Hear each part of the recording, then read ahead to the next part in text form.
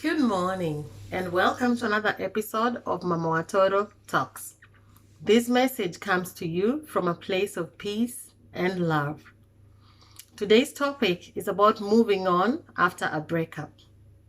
So we all get into relationships, hoping that things are going to work out and hoping that we are going to be together until the end of time, until we grow old. We're going to grow old together with our partners. But sometimes things happen. So before a breakup, you must have noticed that a lot of things are not going right in your relationship over a period of time. Because people don't change overnight. People don't wake up one morning and tell you that the relationship is over. Usually you'll get signs from time to time. You'll get signals from your partner that things are not working out. And this might go on for a very long time. But you might be in a position where you keep convincing yourself that things are going to work out or you can make them right. Or time will help you to fix some of these things. But there are different kinds of people, we get into relationship with different kinds of people. These are people that we were not born together. We did not grow up together. Even identical twins have differences. So when you start having issues with the person that you're living with or you're in a relationship with, you're either married or your boyfriend, girlfriend, or you're cohabiting together, you start having issues. So you have to start addressing these issues. If there are things that they can be worked on, you can work on them if the other party is willing. But sometimes people have, underlying deep issues that you cannot put up with. It could be violence. It could be cheating.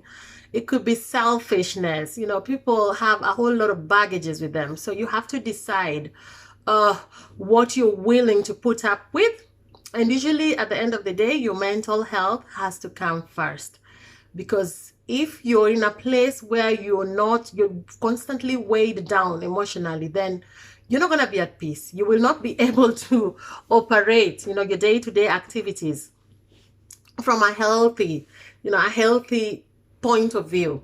So what do? A lot of people are stuck in relationships because they do not have the strength to move on, or they do not have the finances to move on. So sometimes children are even involved in these relationships. Where do you start? Some people, their relationships have not worked out, and yet they were pregnant with the other partner's child. So what do? Where do you start? So first things first, admit that your relationship is over. Quit convincing yourself that things are going to work out. They are not working out, so they might never work out. When the relationship is over, it is over. So where do you start from? So you have this child, you're pregnant with this child. Admit that you might be a single parent for a very long time. Start by accepting. Accept yourself as you are. Forget about what everyone else will say. Because usually a lot of women stay in toxic relationships, or even men, not only women. I mean, women may stay in toxic relationships because they're afraid of what society is going to say. From an early age, where we come from, we are groomed as, little girls, that you're going to be a mother, you're going to be a wife, you run your household. So this has been engraved in our mind for a very long time, that we grow up wanting to be these things that we were told we were going to be when we were young. So now your relationship is not picture perfect. Things didn't work out. You're married. You're not married. You're single. You're pregnant. Where do you start? So you've accepted that things have not worked out. Save yourself. Save yourself and your child, because you will need this. You will need to be strong on the inside. You don't care about what people say. Don't stop and think, what are neighbors going to say? What are my friends going to say? What are my Facebook friends going to say if they don't see me with that other partner anymore? It does not matter. What really matters is your mental health and your peace, and your reality is what matters. So where do you start? So first, start by gathering your finances. If you're in a relationship and the other partner is providing for you, start having long-term plans. Take time off and keep some money for yourself. save, and save some more, so that you don't get stuck in a situation where you want to leave and God forbid you cannot leave because you cannot afford to leave. A lot of people are in that situation. You have children and you don't know where to start. So start by saving up. Make this a long-term plan. Don't be caught off guard. Don't wait until the day your partner comes to you and tell you to, get out of my house and, take your children and leave. Then you don't know what to do. You're caught in a pandemonium. And life is not easy anymore. Life is a bit difficult out there. Economically, a lot of people are not doing well. So it might not be easy for your friends to come to your rescue. Even if they offer you accommodation for 1 night or 2 nights or a week, it's a bit heavy to have friends, especially when they have the burden of children with them. So it's not very easy. And even going back to the village, this is from an African context, it's not even an option. I mean, most times your children are going to school in the city or wherever you are. You do not want to carry your children and take them back to the village. But if that is the only option that is left, then there's nothing wrong with going back to the drawing board and starting all over again. At the end of the day, it's about you, your health, your children's health, and your life, in cases where your partner is being very violent. If you've been beaten up today, trust me, you will be beaten up again. Because people who have a history of violence, they do not stop unless they fix themselves from the inside. So protect yourself. Start saving, have a long-term exit plan. How are you going to do this?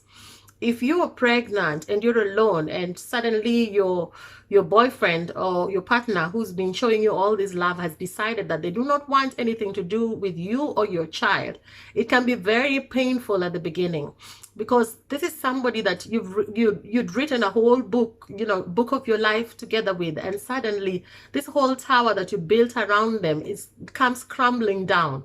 And apparently, most times the relationship was one-sided. The foundation in which you built your relationship was so weak on the other side that it could not stand the test of time. So moving on, you're pregnant. Quit being bitter, quit looking at this pregnancy or your tummy every morning and thinking that if it was not for this, maybe things would have worked out. Maybe I would have moved on with somebody else. So this is your situation right now. Believe me, you're not the only one who's going through this. There are a lot of women out there who've handled this before. You will not be the first and you will not be the last. You will not be the last. Love yourself. Love your pregnancy every minute. Be happy. No matter what happens, choose happy. I always tell myself that I choose happy. Yes, you can be happy. It looks like it's impossible right now, but it is achievable. Try and learn how to be happy with yourself again. When you're pregnant, you're the one who's going to carry this pregnancy for 9 months. The other people will, pick up their lives and move on with their lives like nothing happened. But this seed is planted in you. A life is growing inside you. So learn to be happy. Because if you're pregnant and you're not in a good place and you're emotionally down and you're constantly breaking down, trust me, you're going to give birth to a child who's very unhappy. And the first months of the child's life will be very difficult for you and your child. You'll go crazy because when your pregnancy is not a happy pregnancy, your child is not going to be a very happy child. And you do not want to be stuck with a screaming child on top of all the other, issues that you have to handle as a single parent. But being a single parent is not the worst thing that can happen to you. It is better to be alone than to be in a toxic relationship with somebody who continuously show you that they don't want you. They will break your self-esteem. They will make you feel like you're nothing, and nobody deserves that. It is better for a child to be raised by 2 parents who are happy individually than 2 people staying in one house constantly fighting in front of children. It is not a healthy or a happy childhood for any child to go through. So yes, you're alone. And this is not the end of the road. Start being happy. Before you met this person, before you met your partner, you are a whole person. You are whole as you are. You do not need other people for you to be whole. First of all, start by rebuilding yourself up. Appreciate your pregnancy. Psych yourself up. Be your number 1 cheerleader. spend time, reading about being a single parent. Spend time, loving on your child, preparing for this child. Trust me, 9 months is not a long time. Before you know it, it will be time to have this baby. So you have a whole 9 months to prepare.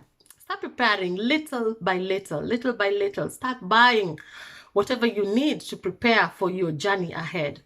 And as a single parent, also consider the law. If somebody has made it clear that they do not want to be involved in your child's life, you might, immediately the child comes, or even before the child comes, start finding out what your rights are as a parent. And if the other person is not involved, go to the children's court and visit the children's court or the children's officers around you, and find out how you can get documents that show that you're the sole custodian of this child. Don't wait until the future when you want to travel with your child or something else comes up, then you start going around looking for documents. It is not that easy.